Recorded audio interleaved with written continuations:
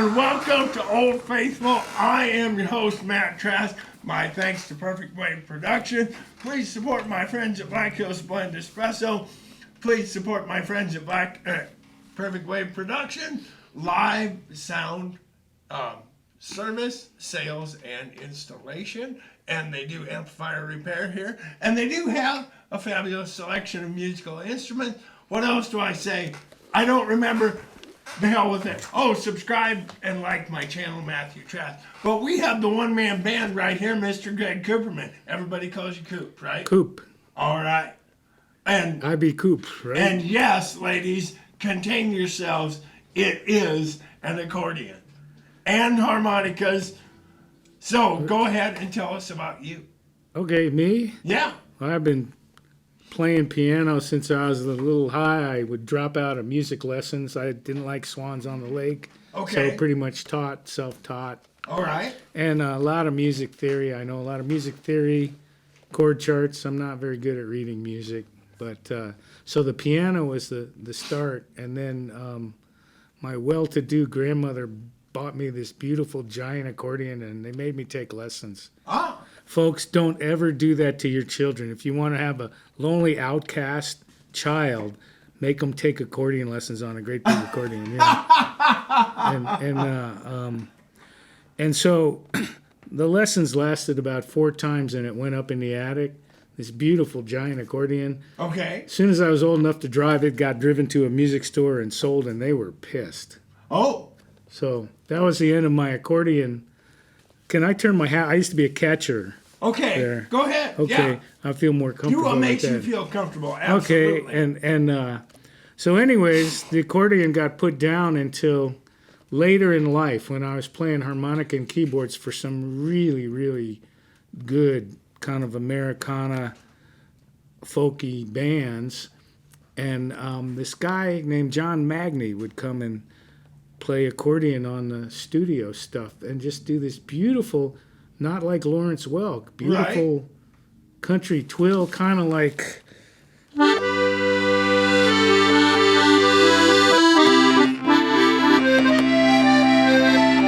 And nobody really ever heard that kind of playing because everything was kind of like Lawrence Welk. Right.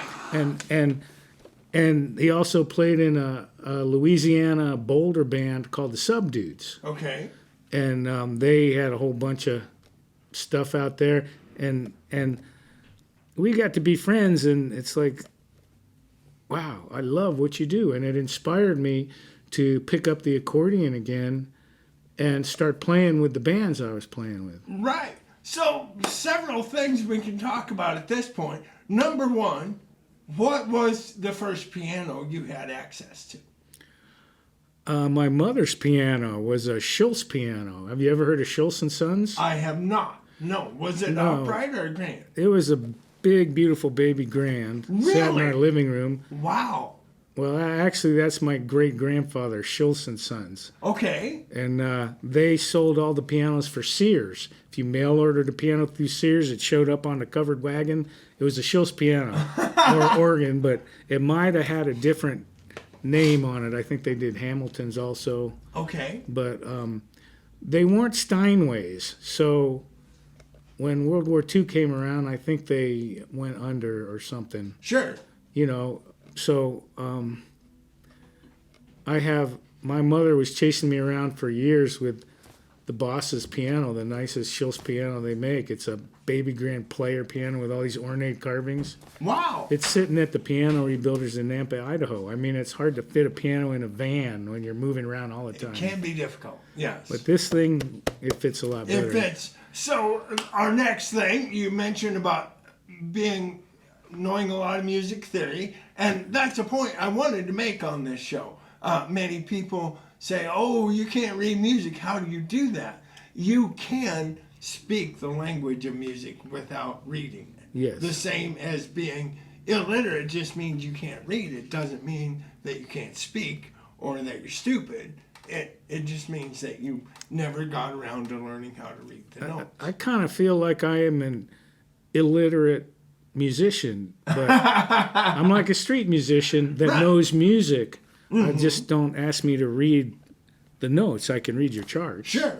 And the third point I would make, I forgot the third point, so we'll move on to the fourth point. There is more to the accordion than the beer barrel polka, and we often forget that. Oh my There's gosh. a lot of like the German influence from Texas and the Creole, Yeah. fabulous accordion playing that it took us a while to hear. Can I do a couple songs and we'll show you the different influences? Go right ahead, you bet. Okay, you know the France Venice kind of what you hear. Here we go. Sure.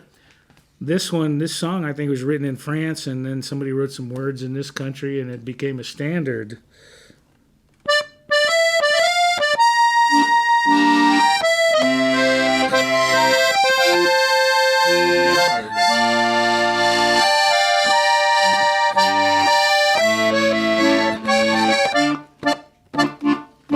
The fallen leaves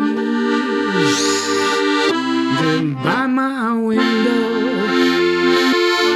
The fallen leaves of red and gold. I see your lips, the summer kisses, the sunburned hands I used to hold. Since you went away, the nights grow long, and still I hear old winter song. But I miss you most of all, my darling, when autumn leaves they start to fall.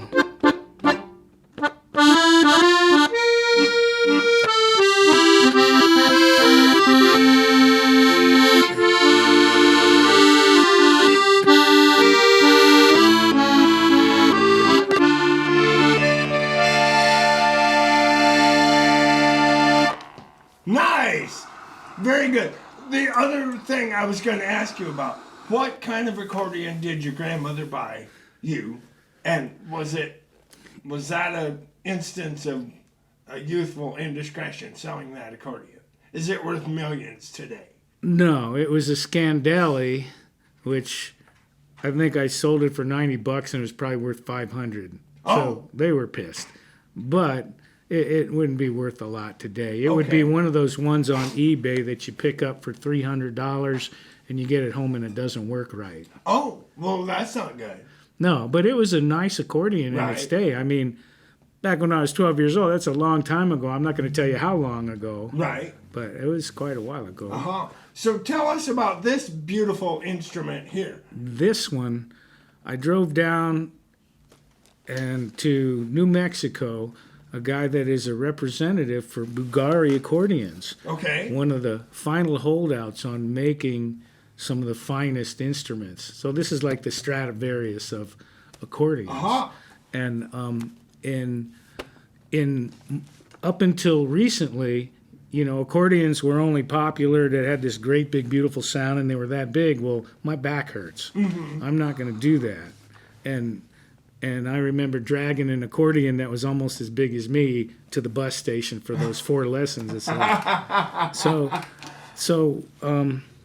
anyways, the small accordions, they didn't put the good parts in. They were student accordions. Okay. And so none of these accordions from way back when that you buy on the internet or come across have the really good reeds and parts. And I hope you noticed how beautiful this instrument sounds. It does, yes. And Most- Perfect Wave Productions will capture it in high fidelity. Most Absolutely. little accordions don't sound that good because they got the cheap reeds in there. And also, this is a kind of a one-trick accordion. It just has that beautiful sound, and that's all it does.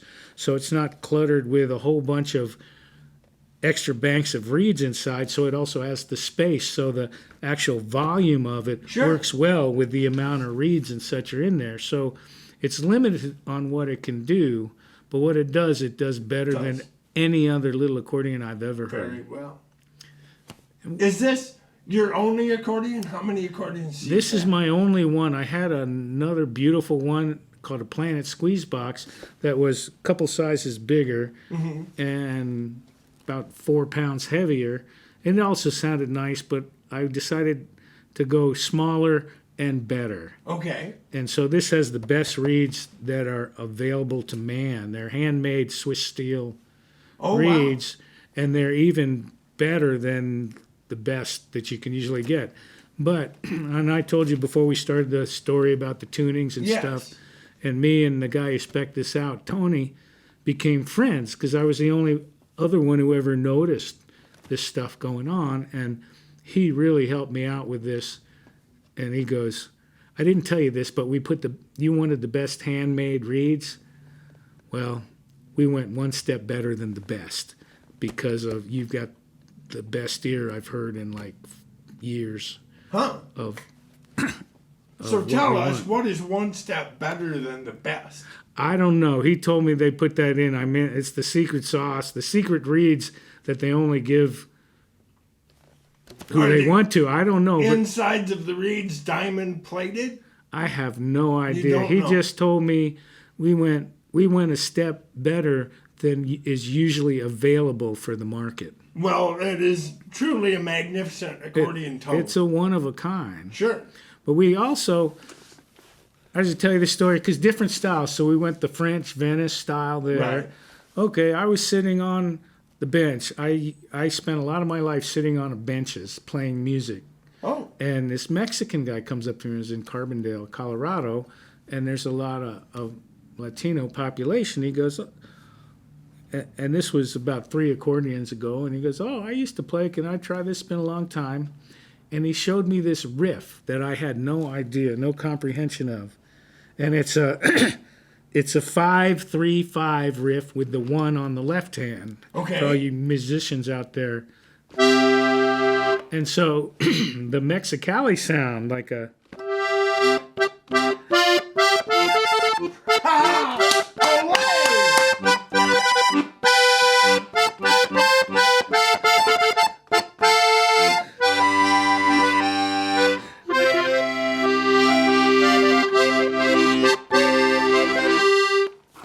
And so he showed me that riff, so I wrote a song around it, and I became a lot better with that. And then I studied a song. There was a guy I played with that had Joel Gooseman come and play accordion on this beautiful track that was kind of a Mexicali track. Mm-hmm. Joel Gooseman is my favorite accordion player. He plays with Joe Ely a lot. Okay. And so that's the accordion you hear playing with him. I have heard that name.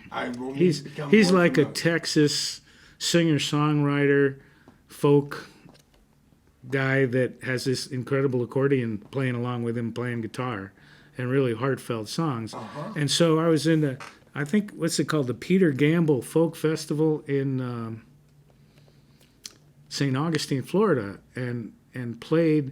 I filled in for Joel Gooseman. Oh, wow. Because Joel wasn't there, he played the track, and I loved the track, and so I learned it. And so, you learn somebody else's riffs through a whole song. Right. You start picking up what they're doing, and he was doing a lot of...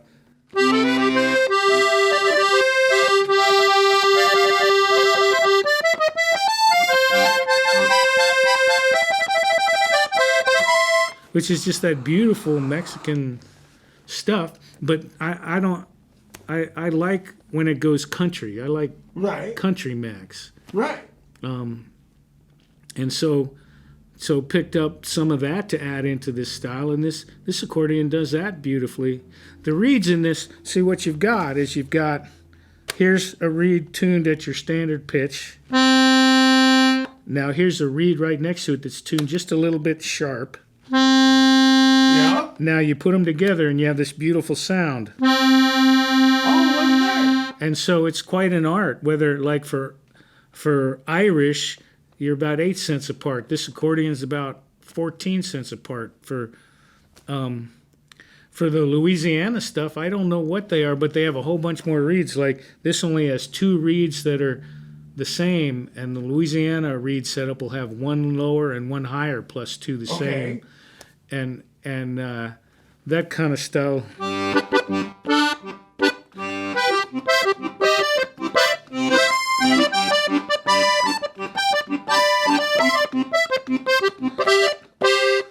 So, anyways, this accordion doesn't do that as beautifully as, say, the French Venice style. It's the only one here. So But it still sounds really good. Well, this is one of those instruments that anything you do on it sounds good because it's such a good instrument. sure. Like, for example, the nicest instrument I ever played in my life was this 9-foot Steinway Grand that this airline pilot who retired bought it because they sold it to him for like $20,000 and it was worth like $100. And he had a lot of money.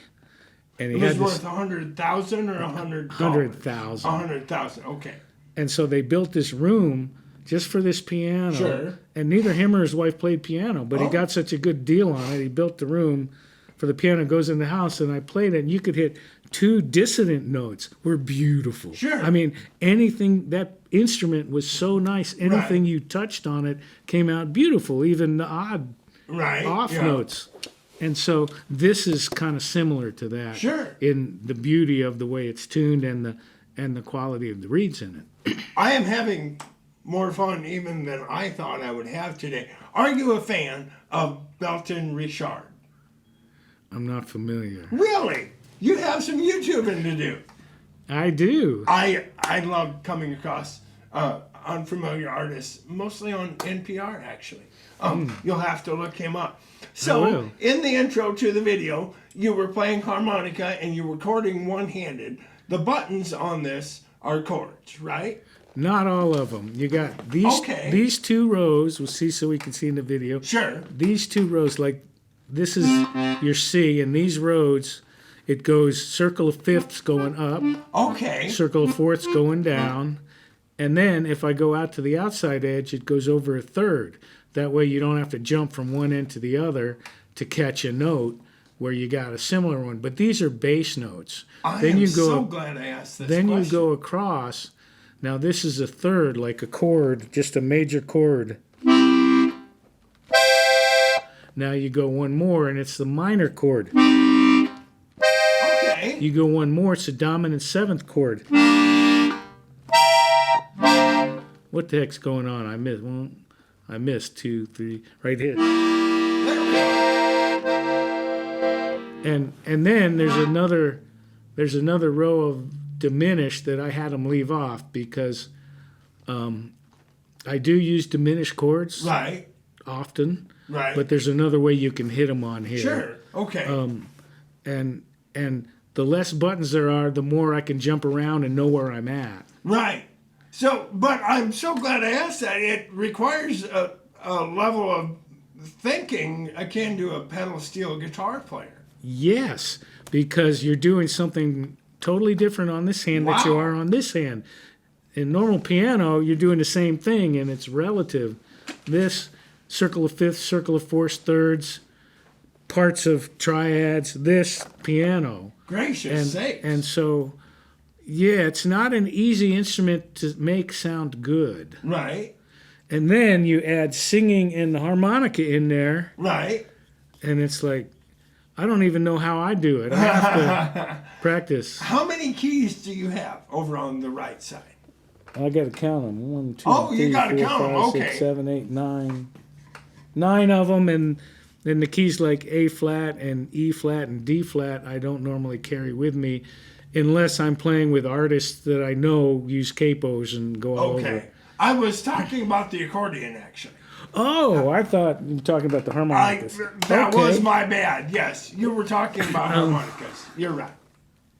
What do I got? 26 keys? 26 keys. 26 keys here. So 2 octaves. 60 bass keys here. Okay. And so, yeah, that's a standard 26, and then it goes up to 34, 26, 30, 34, and I think my favorite is probably 30, but they're hard to get them to make. Sure. Yeah. And so this works, and I just have to use different inversions than maybe I'm used to Sure. to fit it because I run out of notes. So you had this custom spec, your Yes. ideal accordion, and it's somewhat different than what you'd buy, say, stock. Did it take you a while to learn how to play this one? Not relative to other ones because it's really kind of simpler. It was the way you wanted. Yeah, and it wasn't exactly the way I wanted because Nothing Italians ever are is. kind of fickle. Right. And you don't want to say, I want this, this, and this, and this. It kind of, I had to learn how to communicate. And Tony, the guy who was teaching me, Sure. you know, you kind of request, well, can you do this? And a lot of times they'll say, no, we don't want to do that. Right. And so sometimes you have to kind of work with that Right. because they are artists that build these things. Right. And so you kind of have to discuss it. And so Tony got the best he could. Sure. I would have had stuff a little bit differently, but they still did what I wanted. Sure. Yeah. I mean, there were some things that had to be in there, or I didn't want to buy the accordion, but that's why he's the negotiator and I stay out of it. Right. Yeah. And I don't speak Italian. That makes things difficult. Yeah. So the main crux of it is just exactly what I want, and I didn't expect it to come out so good, sounding so beautiful. Hey, that's what we want to hear here. Yeah. When you order something and you love it more than you even thought you would. Yes. So this accordion's never going anywhere. Do you play it every day? No. No? I should. I used to. Right. I used to, but I play so many different things. I got piano, harmonica, guitar, accordion. I'm singing, and I got a home recording studio. Okay. And so I don't have time to do everything every day. Sure. I try and put, an hour or two into playing every day. Okay. Just kind of like working out and staying in shape. Playing some instrument, not Yeah. necessarily accordion. Right. Okay. All right. And how long have you had this beautiful Bulgari accordion? 5 years. Okay. All right. Has the tone improved with it? Actually, maybe 4 years. Okay. It has improved, and there's kind of caveat on that is if you leave it in a hot place, then the tuning will start to go a little bit. So Right. I can tell it probably needs touched up a little on tuning, but the sound has improved. Okay. Sure. Yeah. Which did lead to my next question. How finicky are accordions, and is this more finicky than your average accordion? Well, the $500 Chinese accordions you Right. get, they sound good at first, but after a couple years, the reeds start losing tune. Right. And they usually come sharp because they kind of settle in a little flatter. Okay. So the cheaper the accordion, the more fickle it is, I Sure. guess. And the cheaper accordions, they sound brittle or brash. Okay. And so do German accordions. That's kind of funny. You got the Italian, sweet, Right. Venice, German, boom, boom, boom, boom, boom. And that's the way they make them too. Right. And so I would not. How do I put this? I would not test the waters of how finicky this is as far as leaving it out in the weather Sure. or whatever. Okay. You haven't really tested it to see. I You have just take not the best really. care of it. Yes. Okay. I have not really taken it on the road and left it places it shouldn't be. Sure. Yeah. And all my other accordions, I did that too. And the better ones seem to stay in good shape better. 2 weeks ago, we had a guy on the show who had his prize Martin stolen twice. Oh my God. So don't feel too bad. He recovered it twice as well. That's good. So I don't know how long we've been at this, but we might be running out of time. You said you had a home recording studio. Yes. So you record. You've Yes. already said you write some songs. Yes. So tell us about, do you have any albums out? Where can we find you online? And will you be performing this year? Yeah. Online, you can find me at coopandcompany.org. Okay. .org. .org. Gotcha. And I just did a gig back in Colorado with a buddy of mine I play with who's now playing with Richie Fury. Do you remember Richie Fury? I do not. That's probably might be before your time. That's like superstardom, Poco, and along with like Chris Hillman, Stephen Stills. Okay. All right. With Buffalo Springfield, I think. But anyways, he's he's playing with him and he's playing with me, and we did a great show in Colorado. Got one coming up August 26th at the Firehouse on the main stage. Oh, hey.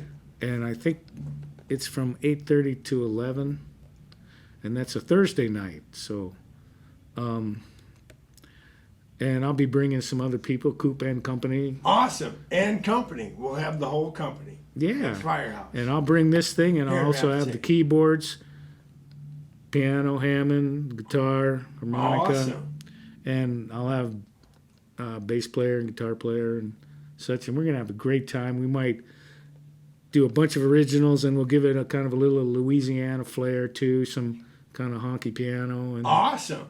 Cool. So your recordings, do you have physical like CDs, or can you be found on YouTube, Spotify? not yet, just that web page. Okay. And what I'm in the process of doing, because I sing a whole lot better than I did 4 years ago when I recorded these, Okay. is I'm going through them all and I'm updating them with new vocal tracks and fixing stuff. And I'm cool. also better at recording too, and I have better equipment. And so Sure. kind of redoing them, and there will be a CD coming out. Awesome. We're looking forward to it.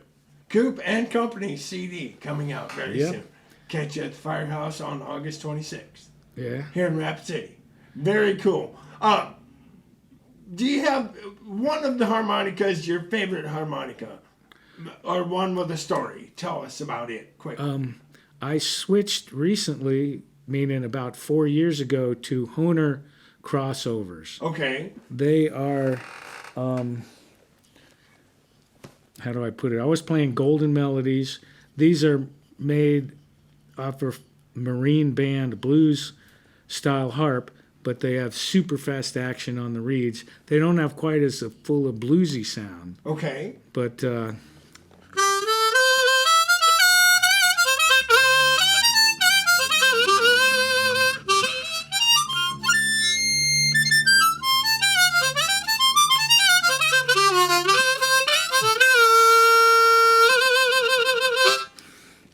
Sounds like a harmonica to me. Did you put the blue on all your harmonicas? What is that? this is another some of the secret sauce Aha. from, okay, this blue, it does a couple things.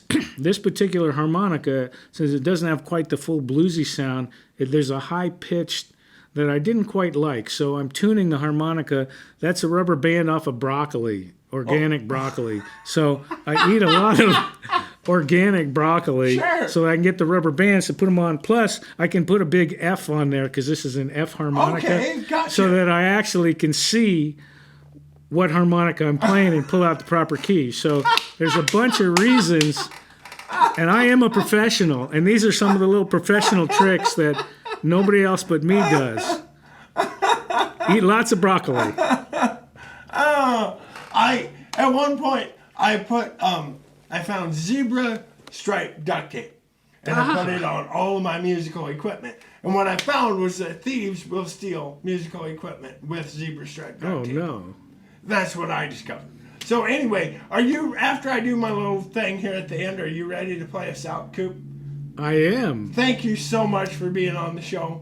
I had an absolute blast. My pleasure. Yeah. So, remember my sponsorship with Trask Hay LLC. Large, round, and square bales for sale occasionally, and custom haying. We're having a little rain this year. You might need somebody to put up your hay. Call Joe, 515-0858. Flaco Jimenez says, Uno, dos, tres, take it away.